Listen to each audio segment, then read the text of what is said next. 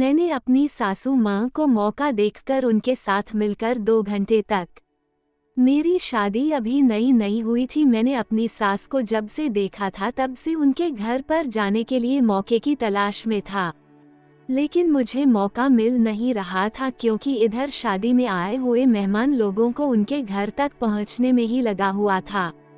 लगभग कुछ दिन बीतने के बाद मेरी कंपनी से फोन आने लग जाता है कि तुम जल्दी से अपने कंपनी में काम करने के लिए आ जाओ।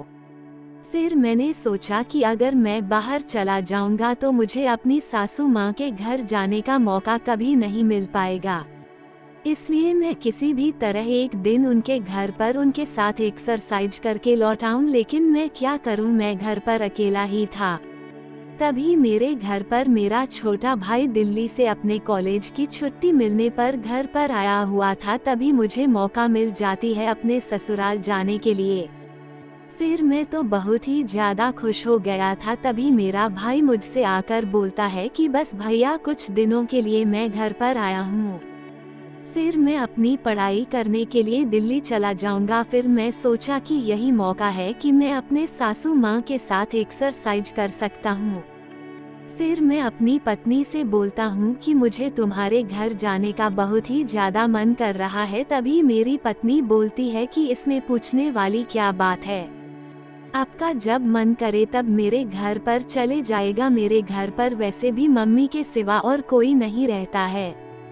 फिर मैं तो और ज्यादा खुश हो गया। फिर मैं बोलता हूँ कि ठीक है, कल ही तुम्हारे घर पर जा रहा हूँ, तुम अपनी मम्मी से बोल देना।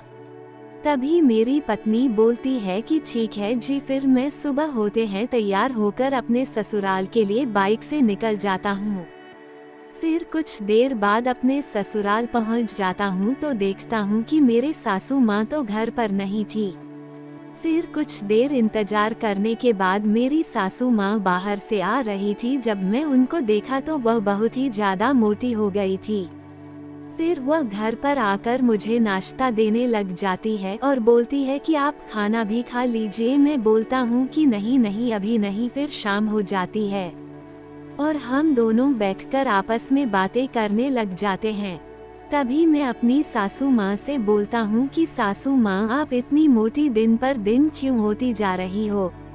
तभी मेरी सासू माँ बोलती है कि अरे दामाद जी, मैं इससे तो बहुत ही ज्यादा परेशान हो गई हूँ। मैं बोलता हूँ कि आप जरा कम खाना खाइए। तब वो बोलती है कि नहीं नहीं, मुझे लग रहा है कि इससे बढ़िया कोई और उपाय नहीं है क्या पतला होने के लिए। मैं बोलता हूँ कि फिर आप तो एक्सरसाइज करने की आदत डाल लीजिए। तभी मेरी सासू माँ बोलती है कि मुझे तो एक्सरसाइज करना ही भी नहीं आता है। मैं बोलता हूँ कि ठीक है, मैं आपको कल से सिखा दूंगा। तभी वह बोलती है कि फिर आपको 2-4 दिन के लिए तो मेरे घर पर रहना ही पड़ जाएगा। मैं बोलता हूँ कि अरे सासू माँ, आप इतना चिंता क्यों कर रही हो, मैं आपको 2 घंटे में ही सारा एक्सरसाइज करना सिखा दूंगा। तभी मेरी सासू माँ बोलती है कि ठीक है। तभी मेरी सासू माँ बोलती है, अरे दामाद जी, अभी हम दोनों एक्सरसाइज नहीं कर सकते हैं क्या। मैं बोलता हूँ कि अरे सासू माँ, अभी तो हम दोनों को एक्सरसाइज करना है क्योंकि मैं कल फिर सुबह अपने घर के लिए निकल जाऊंगा। फिर मैं और मेरी सासू माँ मिलाकर लगभग 2 घंटे तक एक्सरसाइज करते रहते हैं। तभी मेरी सासू माँ बोलती है कि अरे दामाद जी, आपको तो पूरी नॉलेज हो गई है। मैं बोलता हूँ कि हाँ, ये सब करना आपकी बेटी ही मुझे सिखाई हुई है।